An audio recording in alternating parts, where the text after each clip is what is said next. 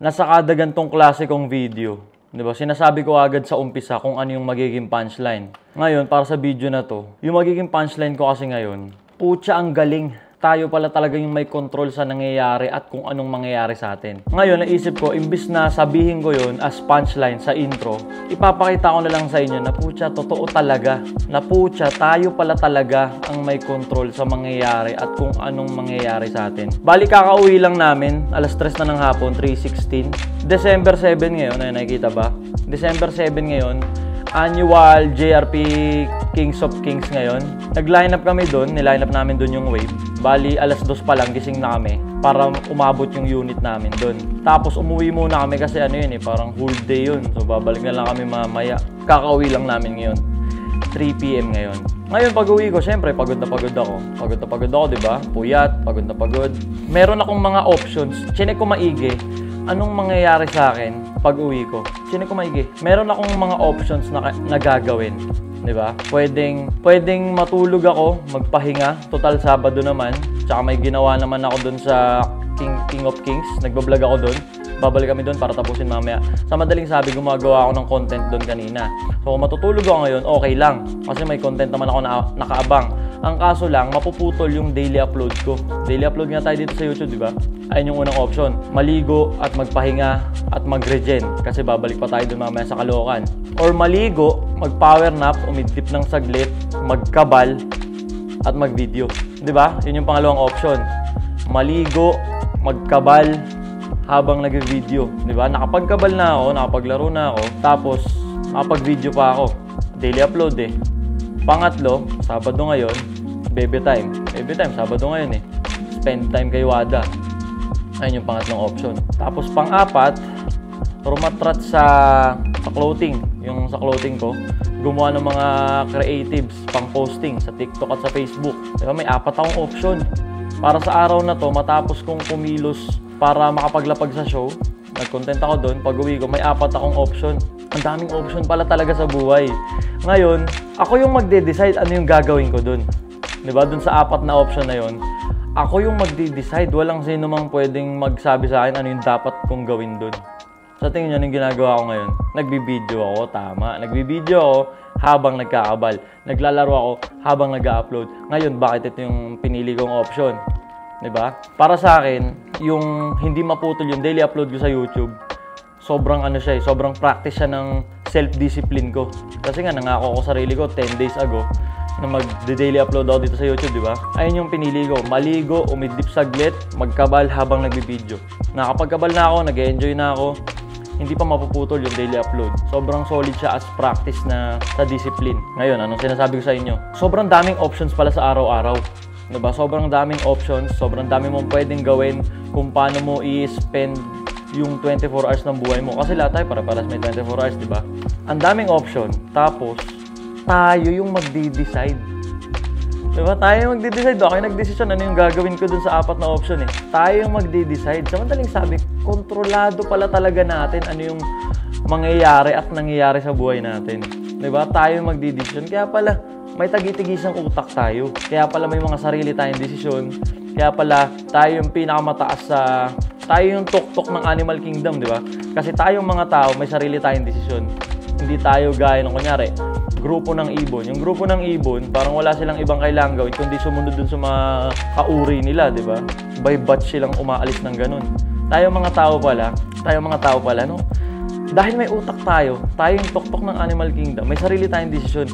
Hindi tayo parang ibon na destined at program na sumunod lang sa kung anong ginagawa ng karamihan sa atin. Ganun yung mga ibon, di ba? Sabay-sabay silang lumilipat ng lugar. Kasi ayun yung nakaprogram sa kanila eh. Nakaprogram sila. Tayo may utak tayo, di ba? Malaya tayong magkasala. Malaya tayong makagawa ng mga kapakipakinabang na buhay. Di ba? Ang nagmamatter na lang kung ano yung magiging desisyon natin. Pwede tayong magkasala mamaya. Pwede tayong gumawa ng krimen mamaya. Pwede tayong gumawa ng mabuti mamaya. Pwede tayong gumawa ng mga bagay na sa tingin natin makakatulong dun sa personal growth natin or makakatulong dun sa ating self-discipline. Di ba? Sa madaling sabi, sobrang malaya tayong gawin ang lahat bilang mga tao. Sa madaling sabi, kung napapaisip ka ba kung may amor ba sa'yo yung Diyos? 'Di ba? Nung magkaisip ka pala, meron na pala talaga kasi may utak ka eh. May utak ka. 'Di ba? May sarili kang desisyon. 'Di ba? Malaya kang magdesisyon para sa sarili mo. 'Di ba? Ngayon na nagiging dilema mo na lang para mag-go sa mga pangsarili mong desisyon yung sasabihin ng iba eh. 'Di ba? Kasi pag gumawa ka ng hindi usual, yung hindi usual na ginagawa ng karamihan, mukha kang tanga. Pagtatawanan ka, suwail ka, hindi ka masunurin, black sheep ka, wala kang kwenta. Pero madalas kasi, tignan nyo, kung titignan nyo ito, nagiging ambisyoso na naman tayo. Karamihan sa, majority pala sa nag-e-excel sa maraming bagay, sa pagpapapera, sa mindset, sa maraming bagay, di ba? Sila yung mga unusual people, di ba? Yung mga nag-succeed sa pagpapapera, sa personal growth, mapa-mindset man yan, di ba? Yung ang sarap-sarap ng buhay ng pamilya nila, natapos nila yung mga misyon nila sa buhay, di ba? Sila yung mga unusual na tao, di ba? May mga, like for example, sila Josh Moyka, di ba? Hindi nagsipag-aral, di ba? Mga hindi nagsipagtapos ng pag-aaral, nagnegosyo, di ba? Sa akin naman, in my case naman, graduate ako, nasa ibang bansa na ako, di ba? OFW, dami-dami gusto makatagos para maging OFW, tapos ako umuwi ako para mag full-time content creator, para maging YouTuber. Di ba? Na hindi siya usual ginagawa eh. Imagine, pinag-aral ka ng 4 years, tapos full-time YouTuber ka, full-time content creator ka. Hindi siya usual. Na ako, masasabi ko, masaya ako sa kung anong meron ako. Di ba? Sa kung anong lifestyle yung na-experience ko ngayon. Sobrang solid. Ito yung experience na hindi ko na-imagine before na may experience ko. Kasi nga, mediocre na lalaki ako, mediocre na pangit na lalaki, hindi matalino, hindi good looking, walang pleasing personality. Sa madaling sabi, yung tumamasa ng komportable, ng sobrang komportableng pamumuhay, hindi ko siya na-imagine. Puro ang na-imagine ko lang dati. Nagde-daydream ako. Yung naglalakad ako sa daan, makakapulot ako ng bag na maraming pera, parang ganon. Hindi ko na-imagine na magiging posible. Di ba? Magiging posible na makakuha ko yung pera, yung kasikatan, yung impluwensya. Hindi ko siya na-imagine na may experience ko siya. Diba? Nakaya ko siya na-experience kasi I take full control. I take full responsibility. Diba? Inako ko lahat. Diba? Buhay ko to. Doon nga kami medyo nagtalo ng nanay ko noon before. Kasi mothers knows best. Diba? Yung mga nanay may mga game plan, may mga plano yan para sa mga anak nila. Talagang nag-work naman yung mga plano nila na yun. It just happen na kung ambisyoso ka, mas nag-aim ka pa ng mas higher form pa ng comfort. Diba? Hindi yan may isip sa'yo ng magulang mo. Bakit? Kasi yung bilang isang pinanganak na mahirap, yung mag-aim ka ng mas higher form pa ng comfort, ng pera, ng lifestyle, hindi siya risk na kayang i-take ng magulang mo para sa'yo. Kasi bilang isang magulang, wala silang ibang iniisip para sa'yo kung hindi lumaki ka, kundi mag-survive ka. Diba? Kaya ako naniniwala ko na yung survival dito sa mundo, yun yung mission ng magulang natin sa atin. Mag-survive tayo, kung mapapag-aral nila tayo, pag-aaralin nila tayo, igagapang nila tayo para lumaki tayo ng maayos. Diba? Para sa akin, yung pag-aim ng mas higher form pa ng lifestyle o ng pamumuhay, nakadepende na yun sa atin. Diba? Kumbaga, bilang magulang, nagawa na nila yung mission nila, pinalaki nila tayo, di nila tayo pinabayaan. Ngayon, kung mag-i-aim ka pa ng higher form pa ng lifestyle, ng pamumuhay, ng pera, naniniwala ako sa'yo na dapat yun. Ikaw na dapat yun. At ako, masasabi ko, hindi ko sinasabing successful na ako dun sa ginagawa ko. Ang sinasabi ko lang, yung pera, yung experience, yung level ng comfort na na-experience ko ngayon, much higher compare sa normal, di ba? At na-acquire ko yung gantong pera, lifestyle, sarap ng buhay by taking full control sa buhay ko. Doon kami medyo nagtalo ng nanay ko kasi nga may game plan siya para sa akin. Bilang anak niya, may game plan siya para sa akin. Makapagtapos ka ng pag-aaral, makapag-ipon tayo, mag-abroad ka. Ako, ang game plan ko, maging famous dito sa internet, magpasikat dito sa Pilipinas. Doon kami nagtalo. Kasi siya, ayaw niya akong mag-fail. Gusto niya mag-survive ako. Ngayon, sa gantong atake, yung pag nag-aim ka ng mas higher form pa ng komportableng buhay, prone to sa pagkakamali. Ang nagmamatter dito, kung matapos mong mag-fail, matapos mong mag-flop dun sa napili mong career, may sapat ka bang tapang para umisa pa? Kasi only try. Kagaya ng mga options natin kanina, only options. Ngayon, sa pag-try sa pagtagos ng kung ano mang napili mong karera, only din. Di ba ngayon, matapos kang mag-flop, matapos kang mag-fail dun sa napili mong karera, nataliwas dun sa usual na game plan ng mga magulang. Pag nag-fail ka ba, iiyak ka ba, magbumukmok ka ba, or aalamin mo kung ano yung mga dapat mong matutunan dun sa pag-fail nung first try mo, para sa second try mo, may apply mo, mas lulupit ka sa second try. Nagigets mo ba? Nagigets mo ba? Di ba? Only options sa buhay eh. Sa akin, like for example, ang options ko nun, may dalawa akong options nun nung nasa UAE ako, nung nasa abroad ako, as aspiring OFW. Ang options ko nun, kasi di ako nakahanap ng trabaho eh. Nung nagkatrabaho ako doon, di ako sinasahuran. Bago ako umuwi dito, galing ako sa isang ogag na amo na di ako sinasahuran.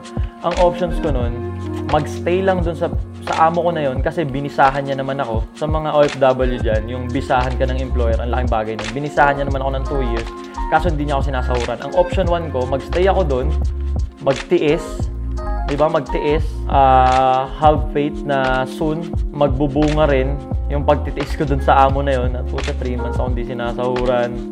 Diba? Pwede kong tiisin yun. Papaluwalan ako ng magulang ko. Kumbaga, sige, kami naman ang magpapakain sa'yo. Pumasok ka ng pumasok sa trabaho na yan. Yun yung option 1. Andun ako eh, FW ako. Or yung option 2, eto nga yung vlogging.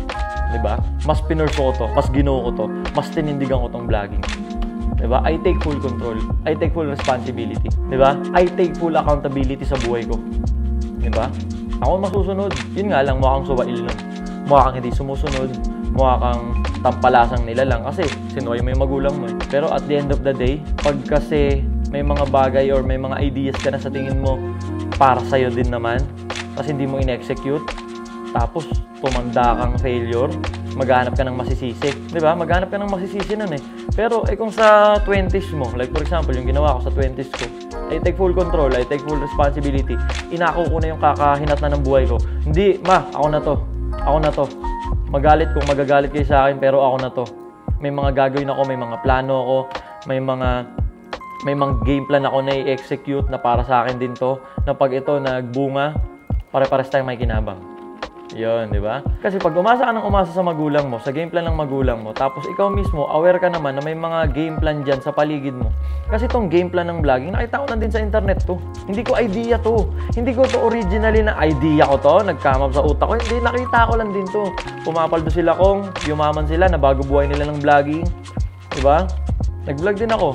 Sa madaling sabi, andyan na sa paligid yung mga reference. Di ba? Andyan sa paligid mo lahat. Nasa internet lahat ng mga pwede mong pagkakitaan, pagkapirahan. Nasa internet lahat ng mga pwede mong bumago ng buhay mo. Ang nagmamatter na lang kung ini-execute mo ba. Kung may sapat ka na tapang para i-execute yung mga napapanood mo sa Reels na 7 ways to earn money this 2024. 15 ways to improve your lifestyle this 2024. Ang dami mo nakikitang ganyan sa Reels. Ang tanong, may sapat ka bang tapang na i-execute yung mga nakikita mo sa Reels? Kasi, putya, grabe yun, nasa internet na lahat to. Ako para sa akin naniniwala ako na ganun tayo ka mahal ng Diyos. Pino-provide niya na lahat, nandiyan na sa internet lahat. Diba? Hindi mo pwede sabihin, wala akong ganito eh, wala akong ganyan eh. Para sabihin ko sa'yo, nung nag-start ako ng vlogging, ang meron lang ako, cellphone. Cellphone lang meron ako nun. Android, hindi iPhone, walang proper lighting, yung ilaw ko. Kailangan ko pang antayin yung sinag ng araw. Pag naging makulimlim, di ako makakapag-video. Ang meron lang ako cellphone, tsaka patungan ko, coke in can. Wala pa akong tripod na maayos. Diba? Ang nag-matter lang, inumpisahan ko, in-execute ko. Diba? Hindi ko pwede sabihin, wala pa kasi akong ganyan eh. Wala pa kasi akong ganyan eh. Bigyan kita ng isa pang example Nagko-clothing ako ngayon, di ba? Nagge-generate ng pera yung clothing ko. Anong ginawa ko? Dahil wala akong perang pang-kapital dyan sa pukinang-inang negosyo na yan. Ang ginawa ko, umisip ako ng way kung paano kung anong meron lang ako ngayon magiging effective or impactful para dun sa gusto kong negosyo. Like for example, yung clothing nga. Anong meron ako nun nung nasa Abu Dhabi ako? Ang meron ako nun, ambition na maging vlogger tsaka cellphone. Nag-start ako sa kung anong meron ako. Kasi kung aantayin ko pa na may magmagandang loob na ganito ganyan, may magmagandang loob na ganito ganyan, hindi mangyayari yun. Kasi nga, tayo yung gumagawa ng opportunity natin. There is no such thing as perfect timing. Tayo yung gumagawa ng mga oportunidad natin. Ang meron ako, cellphone. Gusto ko ng clothing line ha. Mahilig ako sa t-shirt Mahilig ako sa plain black t-shirt. Mahilig ako sa mga oversized t-shirt. Medicina, Macbeth, yan yung mga t-shirt ko before. Gusto ko gusto ko magka-negosyo. Damit. Wala akong kapital. Pero meron ako pang content na Android phone, tsaka kulit ng utak, tsaka ambition. Niratrat ko yun. Nung nagkaroon na ako ng kahit papano, onting fame, alam mo ginawa ko noon? Nag-chat ako, kumontak ako ng mga kakilala ko na sa tingin ko pwedeng mag-finance dun sa clothing line na naiisip ko. Hindi ako nahiya. Nakakahiya yun ha. Nakakahiya yun, di ba? Kakausap ka ng dati mong kaklase nung college, kakilala mo na alam mong maraming G, tapos aalokin mo ng ganun, baka gusto mo mag-finance dito sa naiisip kong clothing line. At ako naniniwala ako na yung pagpapasikat ko, isa yun sa mga dahilan kung bakit may mga napa-oo ko na mag-finance dun sa naiisip kong negosyo. Di ba? Zero knowledge ako sa clothing line, pero gusto ko mag-clothing line. Wala akong pang-kapital. Nag-start ako sa kung anong meron ako. Ang meron ako, kagustuhang maging vlogger. Nag-vlog ako. Nung na-hit ko yung particular na fame, kahit pa paano, tap ako ng mga kakilala ko. Yo, baka gusto mong mag-finance, ganito ganyan. Dodobling ko pera mo, ganito ganyan. Putya, di ba? Tapos may clothing line ako ngayon na nagge-generate na ng pera. Hindi siya ganun ka-boom. Boom na boom sa ngayon. Kasi nga, win-workout ko pa, mini-mission ko pa. Pero nagge-generate ng pera. Di ba? Imagine, wala ako ni piso nun ha. Oh, di ba? Ang meron lang ako nun, Android phone. Tanda ko yun. Vivo B11 Pro. May Vivo B11 Pro ako nun. Yun lang. Vivo B11 Pro. Tapos kagustuhan na maging vlogger. Wala ako ni piso. As in, wala ako ni piso nun. Legit. Kung napapanood nga ito nung may bakery dun sa Abu Dhabi dati na Kabayan, Pinoy yung bantay. Bait nun. Wala akong pambili, pero pag andun ako, bibigyan niya ako mga pandesal. Bibigyan ako tinapay. Kung napapanood mo nga ito, par, pucha. Kung wala ka, paano na kami? Manginig-nginig na kami sa gutom niya. Bibili kami 1 dirham. Bibigyan niya halagang 10 dirham. Bait ng pucha. Solid yun. Nalimutan ko yung pangalan niya. Pero imagine, di ba? Balik tayo dun sa topic. Kontrolado natin yung mangyayari sa atin. Ang daming options to choose from. Di ba? Sobrang daming options. Ang tanong, alin dun yung pipiliin mo? Like for example, gumising ka sa umaga. May option ka na maligo mag-workout or maligo at gumawa ng mga bagay na kapaki-pakinabang. Kahit nga yung simpleng pag-ugas lang ng plato Kapaki-pakinabang na yun. Chain reaction yun, pre. Pag gumawa ka ng positive, chain reaction yun.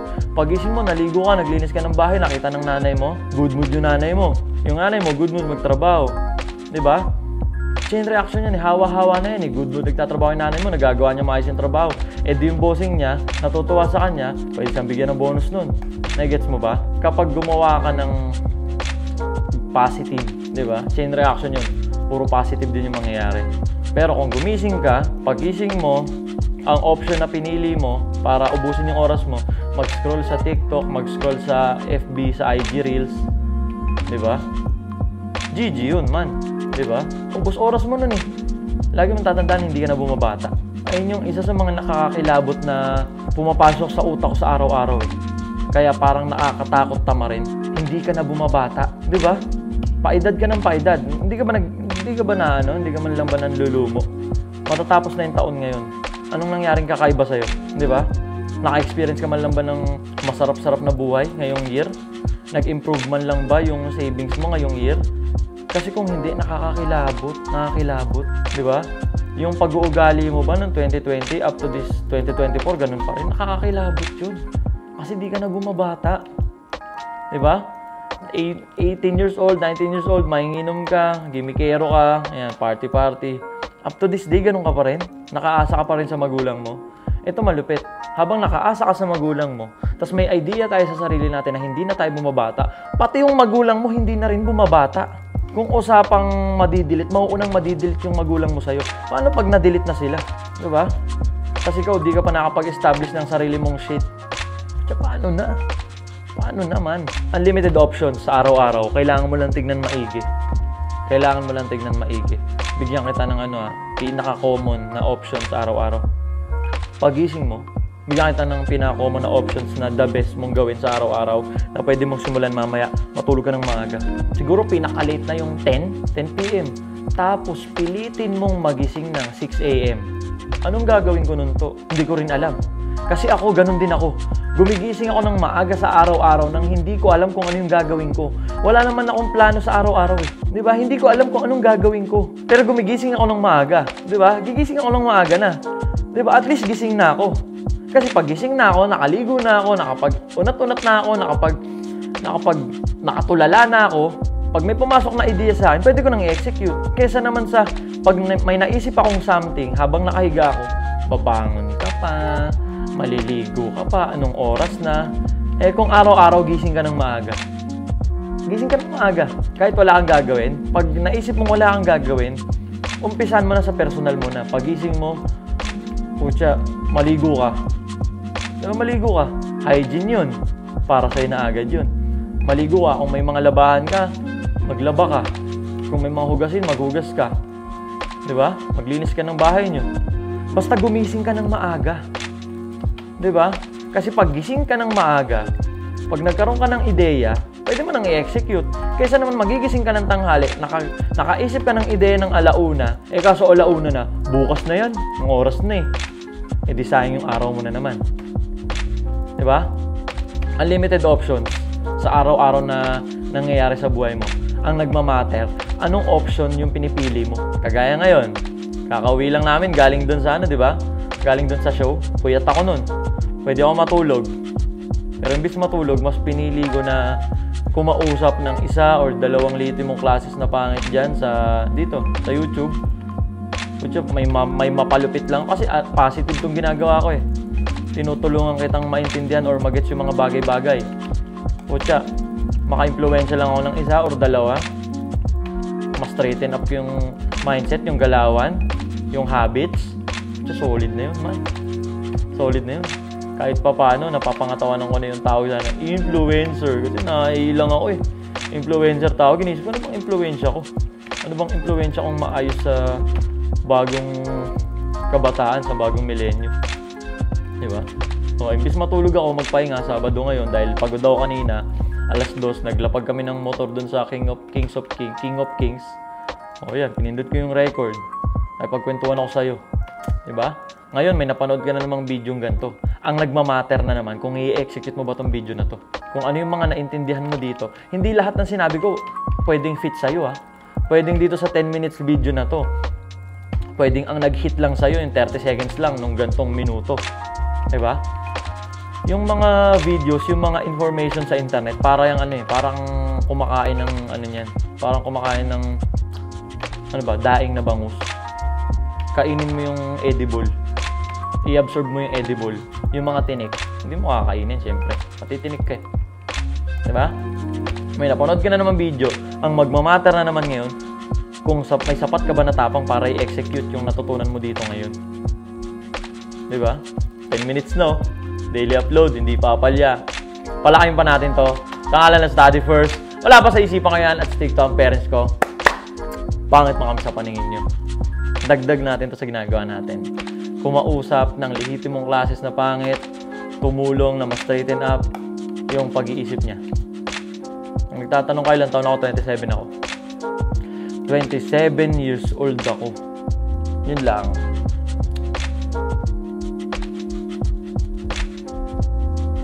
Ganda.